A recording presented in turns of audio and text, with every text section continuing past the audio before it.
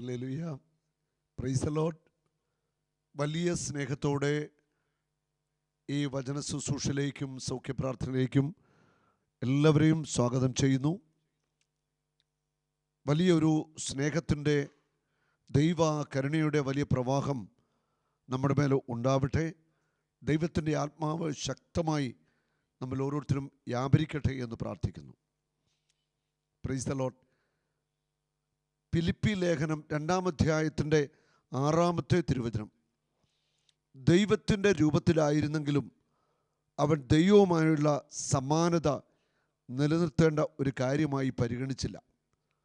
തന്നെ തന്നെ ശൂന്യനാക്കിക്കൊണ്ട് ദാസൻ്റെ രൂപം സ്വീകരിച്ച് മനുഷ്യരുടെ സാദൃശ്യത്തിലായിത്തീർന്ന് ആകൃതിയിൽ മനുഷ്യനെ പോലെ കാണപ്പെട്ടു. മരണം വരെ, അതേ കുരിശുമരണം വരെ അനുസരണമുള്ളവനായി തന്നെ തന്നെ താഴ്ത്തി. കർത്താവായ യേശു ക്രിസ്തു ഒരേ സമയം ദൈവമാണ്, ഒരേ സമയം പൂർണ്ണ മനുഷ്യനുമാണ്. ദൈവമായ യേശു ഈ ഭൂമിയിൽ മനുഷ്യനായിട്ട് ജനിച്ചു. അവിടുന്ന് എത്രയോ വലിയവനാണ്.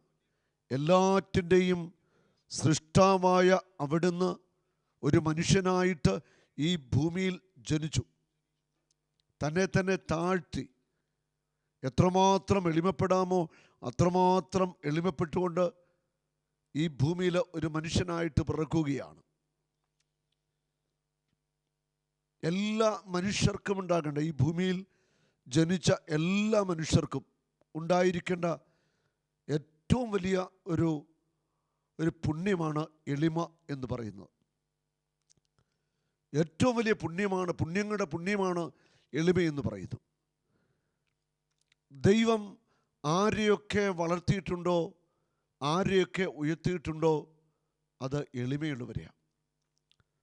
സ്വന്തം കഴിവിലും ശക്തിയിലുമൊക്കെ വളർന്നവർ പിന്നീട് തകർന്നു പോയത് അവരുടെ എളിമക്കുറവ് കൊണ്ട് തന്നെയാണ്. എളിമ ഇല്ലാത്ത വ്യക്തികൾ, അത് ഏത് മേഖലയിലാണെങ്കിലും, ജീവിതത്തിൻ്റെ ഏത് മേഖലയിലും, ബിസിനസ്സോ ജോലിയോ മറ്റേത് പ്രൊഫഷനുമായിക്കൊള്ളട്ടെ, എവിടെയാണെങ്കിലും അഹങ്കാരത്തിന് അടിമകളായവർ, അഹങ്കാരം തലയ്ക്ക് പിടിച്ചവർ, മത്തുപിടിച്ചവർ, അങ്ങനെയുള്ളവർ ഒരു ദിവസം തകർന്നു പോകും. എളിമയുടെ, സ്നേഹത്തിൻ്റെ, താഴ്മയുടെ ഏറ്റവും വലിയ മാതൃക കർത്താവായ യേശുവാണ്. യേശു തന്നെ തന്നെ എളിമപ്പെടുത്തി അനുസരണമുള്ളവനായി ഈ ഭൂമിയിൽ ഒരു മനുഷ്യനെ ആയി പിറന്ന് ഒരു മനുഷ്യനെ പോലെ ഇവിടെ ജീവിച്ച് നമ്മുടെയൊക്കെ രക്ഷയ്ക്ക് വേണ്ടി അവൻ സഹിച്ച് കുരിശിൽ മരിച്ചു, ഉയർത്തെഴുന്നേറ്റു. യേശു തൻ്റെ ശിഷ്യന്മാരുടെ കാൽപാദങ്ങൾ കഴുകുന്നുണ്ട്.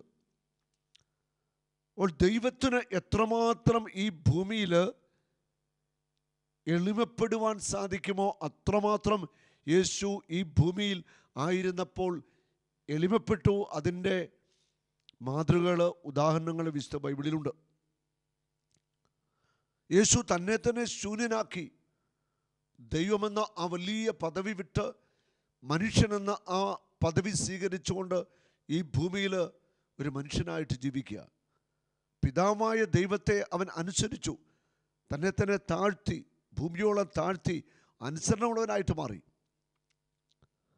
നമ്മൾ ഓരോരുത്തരും അനുസരിക്കുന്നവരാകണം, എളിമയുള്ളവരായിട്ട് മാറണം.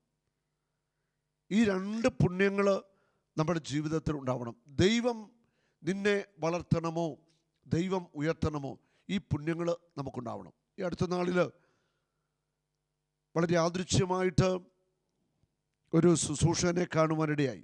എനിക്ക് നേരത്തെ പരിചയമുള്ള വ്യക്തിയാണ്. അദ്ദേഹത്തെ കണ്ടു. ഞാൻ ചോദിച്ചു, എന്താണ് വിശേഷങ്ങളൊക്കെ? സുഖമായിട്ടിരിക്കുന്നു. പിന്നെ കാര്യമായിട്ടൊന്നും സംസാരിക്കുന്നില്ല. വലിയൊരു തലക്കനത്തിലാണ് ആ ശുശ്രൂഷൻ നിൽക്കുന്നത്. കാരണം ഇത് മീഡിയയിലൊക്കെ സജീവമായിട്ടുണ്ട്, യൂട്യൂബിലൊക്കെ കാണാം. അപ്പോൾ ഈ തലക്കനം കൂടിക്കഴിയുമ്പോൾ ഏത് ശുശ്രൂഷകരാണേലും അത് പിന്നീട് പ്രശ്നമാണ്. പല ശുശ്രൂഷകരും തകർന്ന് തരിപ്പണമായി പോയതിൻ്റെ കാരണം അതുതന്നെയാണ്. തലക്കനം കൂടി, അഹങ്കാരം കൂടി, ഞാൻ എന്തൊക്കെയോ ആണെന്ന് ഒരു ചിന്തയായി. ഞാനില്ലെങ്കിൽ പിന്നെ ഒന്നും സംഭവിക്കത്തില്ല. ചിലർക്കൊരു വിചാരമുണ്ട്, ഭൂമിയുടെ അച്ചുതണ്ട് എൻ്റെ കയ്യിലാണ് ഇരിക്കുന്നതെന്ന്. ഇങ്ങനെയൊക്കെ നമ്മൾ ചിന്തിക്കാൻ പോയാൽ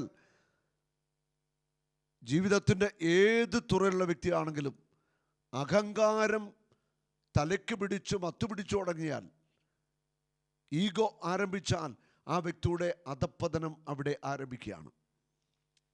അവൾ ഭൂമിയോളം തന്നെ തന്നെ താഴ്ത്തി തൻ്റെ ശിഷ്യന്മാരുടെ കാൽപാദങ്ങൾ കഴുകിയ യേശു, ആ യേശുവാണ് നമ്മുടെ ഗുരുവും കർത്താവും. അപ്പം ഗുരു എന്ത് കാണിച്ചു തന്നോ അത് നമ്മൾ പഠിക്കുക, അതനുസരിച്ച് ജീവിക്കാൻ പരമാവധി പരിശ്രമിക്കുക എന്നുള്ളതാണ്. അത് നമ്മുടെ ജീവിതത്തിൽ പ്രത്യേകിച്ച് ശുശ്രൂഷ മേഖലകളിലുള്ളവർ സ്വയം ഹൃദയത്തെ ഒന്ന് പരിവർത്തനം ചെയ്യുന്നത്, നമ്മുടെ ശൈലിക്ക് മാറ്റം വന്നിട്ടുണ്ടോ? അഹങ്കാരത്തിൻ്റെ ആ ദുരാത്മാവ്, ശരിക്കും ഒരു തിന്മയുടെ ആത്മാവാണ് അഹങ്കാരത്തിൻ്റെ ആത്മാവ്. ഈ അഹങ്കാരത്തിൻ്റെ ആത്മാവ് നമ്മളെ സ്വാധീനം ചെലുത്തുന്നുണ്ടോ, നമ്മളെ പിടികൂടിയിട്ടുണ്ടോ എന്ന് ചിന്തിക്കുന്നത് നല്ലതാണ്. പ്രത്യേകിച്ച് ആത്മീയ ശുശ്രൂഷ മേഖലകളിൽ ഉള്ളവർ. ജെറമ്യ 50:31-32. അഹങ്കാരി, ഞാൻ നിനക്കെതിരാണെന്ന് സൈന്യങ്ങളുടെ ദൈവമായ കർത്താവ് അരുളിച്ചെയ്യുന്നു. ഞാൻ നിന്നെ ശിക്ഷിക്കുന്ന ദിവസം ആസന്നമായി. അഹങ്കരിക്കുന്നവൻ കാൽ തട്ടി വീഴും, അവനെ എഴുന്നേൽപ്പിക്കാൻ ആരും ഉണ്ടായിരിക്കില്ല. അഹങ്കാരി, നിനക്ക് ഞാൻ എതിരാണ്. അഹങ്കാരികളായിട്ടുള്ളവർക്ക് ദൈവം എതിരാണ്. അഹങ്കരിക്കുന്നവർ ദൈവത്തിൽ നിന്ന് വളരെ അകലെയാണ്. മറിയത്തിൻ്റെ സ്തോത്രഗീതത്തിൽ പറയുന്നു, അഹങ്കാരികളെ ഞാൻ സിംഹാസനങ്ങളിൽ നിന്ന് പിടിച്ചിറക്കി വിട്ടു, ശക്തന്മാരെ ചിതറിച്ചുവെന്നാണ് പറയുന്നത്. അവർ ശക്തന്മാരാണെന്ന് ഉള്ളിൽ വിചാരിക്കുകയും ഉള്ളിൽ അഹങ്കരിക്കുകയും ചെയ്യുന്ന വ്യക്തികൾ അവർ തകരും, അവർ ചിതറിക്കപ്പെടും എന്ന് തന്നെയാണ് ദൈവത്തിൻ്റെ വചനം പറയുന്നത്. അവർ നിന്നിരുന്ന സ്ഥലവും ശൂന്യമായി തീരും. അതുകൊണ്ട് എത്രമാത്രം നമുക്ക് എളിമപ്പെടാൻ സാധിക്കുമോ അത്രമാത്രം എളിമപ്പെടാനുള്ള ഒരു കൃപയ്ക്ക് വേണ്ടി നമുക്ക് പ്രാർത്ഥിക്കണം. പരിശുദ്ധാത്മാവിനോട് നമുക്ക് പ്രാർത്ഥിക്കണം, പരിശുദ്ധാത്മാവേ, എളിമയുടെ ഒരു അഭിഷേകം എനിക്ക് തരണം. എത്രമാത്രം എളിമപ്പെടാമോ അങ്ങനെ എളിമപ്പെടുവാനായിട്ടുള്ള ഒരു അഭിഷേകം തരണം. ഹല്ലേലൂയ. ഒരിക്കൽ വിശുദ്ധ ഫ്രാൻസിസ് അസ്സിസി പുണ്യവാനും അദ്ദേഹത്തിൻ്റെ കൂടെ ഒരു ശിഷ്യനും കൂടെ അവരൊന്നിച്ച് യാത്ര പോവുകയാണ്. അവരിങ്ങനെ യാത്ര പോകുമ്പോൾ ഒരു നല്ല തണുപ്പ് കാലമാണ്. യാത്ര ചെയ്യുമ്പോൾ ആ ശിഷ്യൻ ചോദിക്കുകയാണ്, എളിമയെക്കുറിച്ചുള്ള അങ്ങയുടെ കാഴ്ചപ്പാട് എന്താണ്? അപ്പോൾ ഫ്രാൻസിസ് അസ്സിസി പുണ്യവാൻ പറഞ്ഞു കൊടുക്കുകയാണ്, നമ്മൾ ഈ സുവിശേഷ വേലയൊക്കെ ചെയ്തിട്ട് നമ്മൾ താമസിക്കുവാനായിട്ട് നമ്മൾ ചെല്ലുന്ന വീട്ടിലെ ആളുകൾ നമ്മൾ ചെന്ന് വാതിലിൽ മുട്ടുമ്പോൾ അവർ വാതിൽ തുറക്കുന്നു, അവർ നമ്മളെ അവരുടെ വീട്ടിൽ പ്രവേശിപ്പിക്കുന്നില്ല, അവർ നമ്മളെ പുറത്താക്കുന്നു. അത് മാത്രമല്ല, അവർ നമ്മളെ ഉപദ്രവിക്കുന്നു, നമ്മളെ ചവിട്ടുന്നു, ഉപദ്രവിക്കുന്നു, നമ്മളെ പുറത്താക്കുന്നു, കഥകടിച്ച് നമ്മളെ പുറത്താക്കുകയാണ്. അങ്ങനെ ചെയ്യുമ്പോഴും അവർ നമ്മളെ പുറത്താക്കുമ്പോഴും ചവിട്ടുമ്പോഴും ഒന്നും പ്രതികരിക്കാതെ എളിമയോടെ ആയിരിക്കാനായിട്ട് നമുക്ക് പറ്റുക. നമ്മൾ കർത്താവിൻ്റെ വേലയൊക്കെ ചെയ്തിട്ടാണ് ചെല്ലുന്നത് എങ്കിലും എല്ലാവരും നമ്മളെ ചവിട്ടുമ്പോഴും പുറത്താക്കുമ്പോഴും എളിമയോടുകൂടി ആയിരിക്കാനായിട്ട് സാധിക്കുക, പ്രതികരിക്കാതിരിക്കുക. അങ്ങനെ പറ്റുന്നോ അത്രമാത്രം നമ്മൾ താഴാനായിട്ട് സാധിക്കണം എന്ന് പുണ്യവാൻ പറയുന്നതായിട്ട് പറയുന്നു. അപ്പോൾ എത്രമാത്രം എളിമപ്പെടാൻ പറ്റുമോ അതിൻ്റെ ഏറ്റവും വലിയ മാതൃക യേശുവാണ്. തൻ്റെ ശിഷ്യന്മാർ ഒറ്റിക്കൊടുക്കാനെന്ന യൂദാസിൻ്റെ കാൽപാദവും യേശു കഴുകിയ. ഇതിലും വലിയ ഒരു എളിമയില്ല. അപ്പം അഹങ്കാരികളെ കർത്താവിന് വെറുപ്പാണ്, കർത്താവിന് ഇഷ്ടമില്ലെന്നാണ് ദൈവവചനം പറയുന്നത്. പ്രത്യേകിച്ച് എനിക്ക് പറയാനുള്ളത്, ശുശ്രൂഷ മേഖലകളിൽ നിൽക്കുന്നവർ, അവരെ അഹങ്കാരത്തിലേക്ക് നയിക്കുവാനായിട്ട് പിശാച് പരിശ്രമിക്കും. ചിലപ്പം വ്യക്തികൾ വന്ന് മുഖസ്തുതികൾ പറയും, പ്രശംസകൾ പറയും. അങ്ങനെയൊക്കെ കേൾക്കുമ്പോഴത്തേക്കും നമ്മൾ അതിനകത്ത് മയങ്ങി നമ്മൾ എന്തൊക്കെയോ ആണെന്ന് ചിന്തിച്ചു കഴിഞ്ഞാൽ അത് അപകടമാണ്. അത് സാത്താൻ ഒരുക്കുന്ന കെണിയാണ്. ദൈവരാജ്യത്തിൻ്റെ പല ശുശ്രൂഷകരും സാത്താൻ ഒരുക്കിയ കെണിയിൽ വീണ് ഇന്ന് ശൂന്യരായി തീർന്നു, കൃപ നഷ്ടപ്പെട്ടവരായിട്ട് മാറി. വീണ്ടും നമ്മൾ വായിക്കുന്നുണ്ട് സുഭാഷിതങ്ങൾ 16:18. സുഭാഷിതങ്ങൾ 16:18. അഹങ്കാരം നാശത്തിൻ്റെ മുന്നോടിയാണ്, അഹന്ത അധപ്പതനത്തിനെയും. നാശത്തിൻ്റെ ആരംഭം കുറിക്കുകയാണ് അഹങ്കാരം. നിന്റെ ഉള്ളിൽ അഹങ്കാരം പെരുകുമ്പോൾ, അഹങ്കാരം ഉടലെടുക്കുമ്പോൾ, അഹങ്കാരത്തിൻ്റെ സംസാരം, അഹങ്കാരത്തിൻ്റെ ശൈലി, അഹങ്കാരത്തിൻ്റെതായ പ്രവൃത്തികൾ, അങ്ങനെയൊക്കെ നമ്മളിൽ തുടങ്ങിക്കഴിയുമ്പോൾ അത് നമ്മുടെ നാശത്തിൻ്റെ ആരംഭം കുറിക്കുകയാണ്. അഹന്ത അധപ്പതനത്തിൻ്റെയും. ഹൃദയത്തിൻ്റെ ഉള്ളിൽ അഹന്തയുള്ള വ്യക്തികൾ, മറ്റുള്ളവരെയൊക്കെ പുച്ഛമാണ്, മറ്റുള്ളവരൊക്കെ വെറുപ്പാണ്, മറ്റുള്ളവരെയൊക്കെ ഉൾക്കൊള്ളാനും സ്നേഹിക്കാനും പറ്റാത്ത അവസ്ഥയാണ്. ഉള്ള അഹന്തയും അഹങ്കാരവും ഉള്ള വ്യക്തികൾ അധപ്പതിക്കും. ആത്മീയ ശുശ്രൂഷാ മണ്ഡലത്തിൽ പലരും അധപ്പതിച്ചതിൻ്റെ പിന്നിൽ ഈ ഒരു കാരണമുണ്ട്. ദൈവം ഉയർത്തുന്നത് എളിമയുള്ളവരെയും വിനയമുള്ളവരെയുമാണ്. ദൈവം വളർത്തുന്നതും അങ്ങനെയാണ്. ഒരുപക്ഷെ ബുദ്ധിയുണ്ട്, കഴിവുണ്ട്, ഓർമ്മശക്തിയുണ്ട്, മിടുക്കുണ്ട്. അങ്ങനെയൊക്കെ സ്വന്തം കഴിവിൽ ഒരുപക്ഷെ കുറേ കാലമൊക്കെ നമ്മൾ എന്തൊക്കെയോ ആണെന്നൊക്കെ വരുത്തി തീർത്തുകൊണ്ട് ജീവിതത്തിൻ്റെ ഏത് മേഖലയിലും പോകാൻ പറ്റിയേക്കാം. പക്ഷേ അതിൻ്റെ അപ്പുറം ദൈവത്തോട് ചേർന്ന് നിൽക്കുന്നവരാണ് ജീവിതത്തിൻ്റെ അന്ത്യം വരെ കൃപയിൽ നിറഞ്ഞ്, അഭിഷേകത്തിൽ നിറഞ്ഞ്, ആത്മാവിൽ നയിക്കപ്പെടുന്നവരായിട്ട് മാറുകയുള്ളൂ. സുഭാഷിതങ്ങളുടെ പുസ്തകത്തിൽ 27-ാം അധ്യായത്തിൻ്റെ 1-ാമത്തെ വചനം പറയുന്നു, നാളെയെ ചൊല്ലി അഹങ്കരിക്കണ്ട, ഒരു ദിവസം കൊണ്ട് എന്ത് സംഭവിക്കുമെന്ന് നീ അറിയുന്നില്ല. നാളെയെ ചൊല്ലി അഹങ്കരിക്കണ്ട, ഒരു ദിവസം കൊണ്ട് എന്തു സംഭവിക്കുമെന്ന് നമുക്കറിയത്തില്ല. നാളെ എന്തു സംഭവിക്കും നമുക്കറിയത്തില്ല. നാളത്തെ ദിവസം അത് ദൈവത്തിൻ്റെ കയ്യിലാണ്, നമ്മുടെ കയ്യിലല്ല. അപ്പം നാളെ എന്ത് സംഭവിക്കും നമുക്കറിയാം. എത്രയോ ഭൂകമ്പങ്ങൾ, രാത്രിയിൽ ഉറങ്ങാൻ കിടന്ന മനുഷ്യർ പ്രഭാതത്തിൽ എണീറ്റിട്ടില്ല. ഏതോ സമയത്തുണ്ടായ വലിയൊരു ഭൂകമ്പത്തിൽ ദേശങ്ങളും രാജ്യങ്ങളൊക്കെ തകർന്നിട്ടില്ലേ?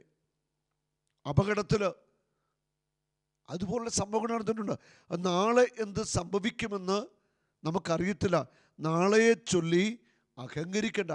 നാളെ നിൻ്റെ ജീവിതം എന്തായിരിക്കും, എന്തു സംഭവിക്കും, അത് നിനക്കറിയത്തില്ല. അതുകൊണ്ട് നാളെയെ ചൊല്ലി ഞാൻ എന്തൊക്കെയോ ആണ്, ഞാൻ എന്തൊക്കെയോ ആയിത്തീരും എന്നൊക്കെ ചിന്തിച്ച് അഹങ്കരിക്കുവാനായിട്ട് പാടില്ല. വലിയ സമ്പന്നതയിലൊക്കെ ജീവിച്ചവർ, വലിയ പ്രതാപത്തിലൊക്കെ ജീവിച്ചവർ അസ്തമിച്ചു പോയിട്ടുണ്ട്. ജീവിതം അഹങ്കാരത്തിൻ്റെ മൂർധന്യത്തിലായവർ തീർന്നുപോയി. അവർ നിന്നിരുന്ന സ്ഥലവും അജ്ഞാതമായി. പുല്ല് ഉണങ്ങിപ്പോകുന്ന പോലെ അഹങ്കാരികൾ ഉണങ്ങിപ്പോവുകയാണ്. ഇവിടെ എല്ലാവരും നമ്മൾ ജീവിതത്തിൻ്റെ ഏത് തുറയിൽ പ്രവർത്തിക്കുന്നവരായിക്കൊള്ളട്ടെ, നമുക്കൊന്ന് എളിമപ്പെടാനുള്ള ഒരു മനസ്സുണ്ടാവണം. അതുമാത്രമല്ല, പാവപ്പെട്ടവരോടും ദരിദ്രരോടുമൊക്കെ ഒരു കരുണയും സ്നേഹവും ഒക്കെ നമുക്കുണ്ടാവണം. യേശു അതാണ് ആഗ്രഹിക്കുന്നത്. ആത്മപ്രശംസ ചെയ്യരുത്, അതൊരു പാപമാണ്. അത് അഹങ്കാരത്തിൻ്റെ വേറൊരു മേഖലയാണ്. ആത്മപ്രശംസ, ഞാൻ ചെയ്തത് നന്നായി, ഞാൻ ചെയ്തതാണ് ശരി. ആത്മപ്രശംസ അത് അഹങ്കാരത്തിൻ്റെ മറ്റൊരു ഭാവമാണ്. മറ്റുള്ളവർ നിന്നെ പ്രശംസിക്കട്ടെ, അന്യൻ്റെ നാവാണ്, നിൻ്റേതല്ല അത് ചെയ്യേണ്ടത്. കല്ലിന് ഭാരമുണ്ട്, മണലിനും ഭാരമുണ്ട്, എന്നാൽ ഭോഷൻ്റെ പ്രകോപനം ഇവ രണ്ടിനേക്കാൾ ഭാരമുള്ളവയത്രേ. അഹങ്കാരം തലയ്ക്ക് പിടിച്ചു കഴിഞ്ഞ് പിന്നീട് വെറും ഭോഷനായിട്ട് പ്രവർത്തിക്കാൻ തുടങ്ങും. ഭോഷത്വത്തിലേക്ക് ആ വ്യക്തി കടന്നു പോവുകയും ചെയ്യും. കല്ലിന് ഭാരമുണ്ട്, മണലിന് ഭാരമുണ്ട്. അഹങ്കാരിയെ കൊണ്ടു നടക്കുന്നതന്നെ വലിയൊരു ഭാരമാണ്. അഹങ്കാരിയുമായിട്ടുള്ള കൂട്ട് തന്നെ നമുക്കൊരു ഭാരമായിട്ട് മാറും. അതുകൊണ്ട് നമുക്ക് ഒന്ന് ദൈവസന്നിധിയിൽ ഒന്ന് എളിമപ്പെടാൻ, എവിടെയും ഒന്ന് എളിമപ്പെട്ട് നിൽക്കാനായിട്ട് കഴിയണം. അത് വലിയൊരു പുണ്യമാണ്, അത് നമുക്ക് വേണം. അതുപോലെ തന്നെ അനുസരണയും എളിമയും. അനുസരണ ഉണ്ടെങ്കിൽ നമ്മൾ എളിമപ്പെടുകയുള്ളൂ. അധികാരികൾ പറയുന്നത് അനുസരിക്കാനായിട്ട് നമുക്ക് കടമയുണ്ട്. ഇന്ന് അനുസരണം ഒത്തിരിയേറെ നഷ്ടപ്പെട്ട ഒരു കാലഘട്ടമാണ്. മേലധികാരികളെ അംഗീകരിക്കാനും അനുസരിക്കാനും താഴെയുള്ളവർക്ക് മനസ്സില്ല. അവർക്ക് സ്വന്തം കാഴ്ചപ്പാട് അല്ലെ സ്വന്തം ഗ്രൂപ്പ് അങ്ങനെയൊക്കെ ആയിട്ട് പ്രവർത്തിക്കുന്നുണ്ട്. അതൊക്കെ ഗൗരവമേറിയ തെറ്റ് തന്നെയാണ്. മേലധികാരികളെ നമ്മൾ അനുസരിക്കണം. എന്തു പറയുന്നു അത് ദൈവത്തിൻ്റെ വാക്കാണ്, അത് നമ്മൾ അനുസരിക്കണം. അവിടെയാണ് കർത്താവ് നമുക്ക് വേണ്ടി പ്രവർത്തിക്കുന്നത്. ക്രോധം ക്രൂരമാണ്, കോപം അനിയന്ത്രിയമാണ്. അഹങ്കാരം ഹൃദയത്തിൽ നിറഞ്ഞു കഴിയുമ്പോൾ നിയന്ത്രണമില്ലാതെ എല്ലാവരും കോപിക്കും. അത് അഹങ്കാരമുള്ള മനുഷ്യൻ്റെ പുറമേയുള്ള ഒരു പ്രകടനമാണ് അനിയന്ത്രിതമായ കോപം. എല്ലാവരും കോപിക്കുക, ദേഷ്യപ്പെടുക, പരിധി വിട്ട് സംസാരിക്കുക, ഇതൊക്കെ അഹങ്കാരിയുടെ ഒരു ലക്ഷണമാണ്. എന്നാൽ അസൂയെ നേരിടാൻ ആർക്കാണ് കഴിയുക?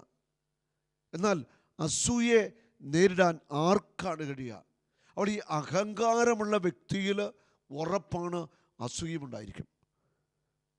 ഇനി മറ്റുള്ളവരുടെ ആത്മീയ വളർച്ചയിൽ അല്ലെ ഭൗതിക ജീവിതത്തിലെ വളർച്ചയിൽ പലർക്കും അസൂയുണ്ട്. ഹൃദയത്തിൽ അസൂയ. മറ്റുള്ളവർക്ക് നന്മയുണ്ടാകുമ്പോൾ, ഉയർച്ച ഉണ്ടാകുമ്പോൾ ഒക്കെ അസൂയപ്പെടുന്ന ധാരാളം വ്യക്തികളുണ്ട്. അവരെങ്ങനെങ്കിലും നശിച്ചു പോകണം, അവർക്ക് ഉയർച്ച ഉണ്ടാവരുത്, അവർ വളരരുത്, അവർ നല്ല നിലയിൽ എത്തരുത് എന്നൊക്കെ ആഗ്രഹിക്കുന്ന ധാരാളം മനുഷ്യരുണ്ട്. അങ്ങനെ ആര് ചിന്തിക്കുന്നോ അവരുടെയൊക്കെ ഹൃദയം അശുദ്ധി നിറഞ്ഞ ഹൃദയമാണ്. അസൂയയും വെറുപ്പും കോപവും ഒക്കെ നിറഞ്ഞ ഹൃദയത്തിൻ്റെ ഉടമകളാണവർ. അഹങ്കാരം കൊണ്ട് നിറഞ്ഞവർ. ഹൃദയത്തിൽ അഹങ്കാരം നിറഞ്ഞിട്ട് മൂലപാപങ്ങളിൽ ഒന്നാണ് അഹങ്കാരം. ഈ അഹങ്കാരം നിറഞ്ഞിട്ട് അതിൻ്റെ പാർശ്വഫലങ്ങളായിട്ടുള്ള മറ്റു പാപങ്ങൾ ചെയ്ത് ധാരാളം പേര് ജീവിക്കുന്നുണ്ട്. യെശയ്യാ പ്രവാചകന്റെ പുസ്തകത്തിൽ 2-ാം അധ്യായത്തിൻ്റെ 17-ാമത്തെ വചനത്തിൽ അഹങ്കാരത്തെക്കുറിച്ചാണ് പറയുന്നത്. മനുഷ്യൻ്റെ അഹങ്കാരത്തിന് അറുതി വരും, ഗർവിഷ്ഠൻ വിനീതനാക്കപ്പെടും, അന്ന് കർത്താവ് മാത്രം ഉയർന്നു നിൽക്കും. മനുഷ്യൻ്റെ അഹങ്കാരത്തിന്, ആ ധാർഷ്ട്യത്തിന്, ഗർവിന് അറുതി വരും. ഒരു ദിവസം സംഭവിക്കും. കർത്താവ് ഉറപ്പിച്ചു പറയുക, നിന്റെ അഹങ്കാരത്തിന് അറുതി വരും. ആത്മീയ മനുഷ്യനാണേലും ഭൗതിക മേഖലയിൽ എത്ര ഉയർന്ന വ്യക്തിയാണെങ്കിലും നിന്റെ അഹങ്കാരത്തെ ഒരു ദിവസം കർത്താവ് തട്ടിത്തൂര കളയും, തറ വീഴും. അഹങ്കാരികൾ തലകുത്തി വീഴും. ആ വീഴ്ച വലുതായിരിക്കും, എഴുന്നേക്കാൻ വയ്യാത്ത വിധം വീഴും. ഗർവിഷ്ഠൻ വിനീതനാക്കപ്പെടും, അന്ന് കർത്താവ് മാത്രം ഉയർന്നു നിൽക്കും. കർത്താവ് മാത്രമാണ് ഉന്നതനായ ദൈവം. അവിടുന്ന് മാത്രമാണ് സർവശക്തൻ. അവൻ തീരുമാനിക്കുന്നത് പോലെ മാത്രമേ എല്ലാം നടക്കത്തുള്ളൂ. യേശുവിനെ പീലാത്തോസ് മരണത്തിന് ഏൽപ്പിച്ചു കൊടുത്തു. ആ രാജ്യത്തിൻ്റെ ഭരണാധികാരിയായിരുന്നു. ഇന്ന് പീലാത്തോസിനെ ആരാണ് ഓർക്കുന്നത്? യേശുവിനെ കുറിച്ച് പറയുമ്പോഴല്ലേ പീലാത്തോസിനെ ഓർക്കത്തുള്ളൂ. യേശുവിനെ അന്ന് പീഡിപ്പിച്ച നിയമജ്ഞരും ഫരീസന്മാരും പുരോഹിതന്മാരും, അവരുടെ പേര് നിങ്ങൾക്കറിയാമോ? നമുക്കറിയത്തില്ല. അപ്പോൾ ആരൊക്കെ യേശുവിനെ ഇല്ലാതാക്കുവാൻ ശ്രമിച്ചോ, പക്ഷേ എല്ലാറ്റിനെയും അതിജീവിച്ച് മരണത്തെ തോൽപ്പിച്ചുകൊണ്ട് യേശു ഉയർത്തുന്നിട്ടു.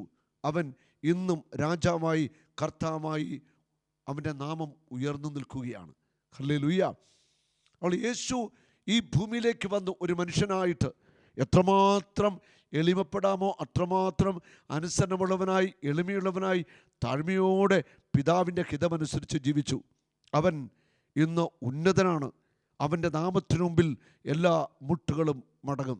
നമുക്ക് എളിമപ്പെടാം, പരിശുദ്ധാത്മാവിനോട് പ്രാർത്ഥിക്കാം. പരിശുദ്ധാത്മാവിൻ്റെ കൃപ നമ്മളിലുണ്ട്. ദൈവത്തിൻ്റെ ആത്മാവ് നമ്മൾ ശക്തമായി പ്രവർത്തിക്കുന്നു, നമ്മെ നയിക്കുന്നു എന്നതിൻ്റെ ഏറ്റവും വലിയ തെളിവാണ് നമ്മൾക്കുള്ള എളിമ. എളിമപ്പെടാം. ആ ഒരു കൃപയ്ക്ക് വേണ്ടി നമുക്ക് പ്രത്യേകം പ്രാർത്ഥിക്കുകയും ചെയ്യാം. നമ്മുടെ രോഗങ്ങളും ജീവിത ഭാരങ്ങളൊക്കെ നമുക്ക് കർത്താവിനെ കൊടുത്ത് പ്രാർത്ഥിക്കാം. കർത്താവായ യേശുവേ, ഈ ശുശ്രൂഷയിൽ പങ്കെടുക്കുന്ന എല്ലാവരെയും ഞങ്ങളുടെ പരിശുദ്ധാത്മാവിനാൽ നിറയ്ക്കണമേ. എളിമ എന്ന ആ വലിയ പുണ്യം ഞങ്ങൾക്കെല്ലാവർക്കും നൽകണമേ. പരിശുദ്ധാത്മാവേ, ഞങ്ങളെ വിശുദ്ധീകരിക്കണമേ. പരിശുദ്ധാത്മാവേ, ഞങ്ങളെ ശക്തിപ്പെടുത്തണമേ. ഇപ്പോൾ വചനം കേൾക്കുന്ന എല്ലാ രോഗികളും സൗഖ്യം പ്രാപിക്കട്ടെ. അത്ഭുതമായ രോഗശാന്തികൾ സംഭവിക്കട്ടെ. കടബാധ്യതകൾ മാറട്ടെ. മക്കളില്ലാത്തവർക്ക് മക്കൾ ജനിക്കട്ടെ. വന്ധ്യത വിട്ടുമാറട്ടെ. ക്യാൻസറും ട്യൂമറും വിട്ടുമാറട്ടെ. മാനസിക രോഗികൾ സൗഖ്യം പ്രാപിക്കട്ടെ. വൈകല്യമുള്ള കുഞ്ഞുങ്ങൾ, ഓട്ടിസമുള്ള കുഞ്ഞുങ്ങൾ, അങ്ങനെ എല്ലാ കുഞ്ഞുങ്ങളുടെ മേലും ആത്മാവിനെ അയക്കണമേ. സൗഖ്യത്തിൻ്റെ ശക്തി പകരണമേ. അത്ഭുത രോഗശാന്തികൾ, അടയാളങ്ങൾ നടക്കട്ടെ. കർത്താവേ, അനേക വർഷങ്ങളായിട്ട് പ്രാർത്ഥിക്കുന്ന പ്രാർത്ഥനാ വിഷയങ്ങൾക്ക് അങ്ങ് ഉത്തരം നൽകണമേ. ഈ ശുശ്രൂഷയിൽ പങ്കെടുക്കുന്ന എല്ലാവരെയും യേശുവിൻ്റെ നാമത്തിൽ അനുഗ്രഹിക്കുന്നു. ആത്മാവിനെ നിറയ്ക്കണമേ, സൗഖ്യം നൽകണമേ, ബലപ്പെടുത്തണമേ, ധീരരും ശക്തരുമാക്കണമേ, വചനത്തിൻ്റെ സാക്ഷികളാക്കണമേ. ആമേൻ. ഒരു നാളും നീ അനാഥനല്ല, ഒരു നാളും നീ അന്യനല്ല, ഒരു നാളും